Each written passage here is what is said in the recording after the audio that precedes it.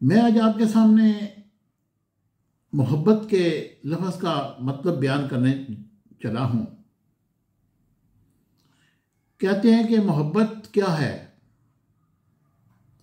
अगर समझो तो ये एक बहुत बड़ा एहसास है।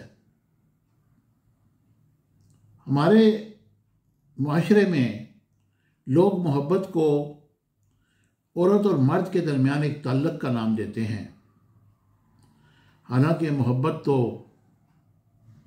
की नहीं जाती, मोहब्बत हो जाती है, और वो रब से भी होती है, उसके रसूल से भी होती है, किसी फूल से भी होती है, किसी जगह से भी होती है, किसी एरिया से भी होती है, किसी इंसान से भी होती है। चाहे उससे आपका वो तल्लुक़ ना भी हो, लेकिन ये एक एहसास का नाम है जो की नहीं जाती, हो जाती है। और कहते हैं देखो तो रिश्ता है, कहो तो लफ्ज़ है, और चाहो तो ज़िंदगी है। आप ज़िंदगी गुजारते हैं, किसी से मोहब्बत करते हैं,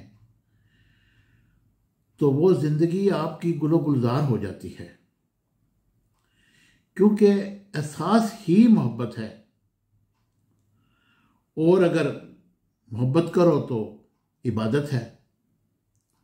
अब आप इबादत करते हैं, मोहब्बत से करते हैं, तो उसकी लज्जत ही कुछ और होती है। और अगर आप खाली ज़मीन पे अपना माथा टेकते हैं और कहते हैं कि मैंने तो फ़र्ज़ अदा कर दिया, तो ये आपने मोहब्बत से नहीं अदा किया, ये तो आपने बस अपने सर से उतारा। तो कहते हैं कि मोहब्बत अगर निभाओ तो वो वादा है। ये हकीकत में वादा है। मोहब्बत एक वादा है। और वादा कैसा?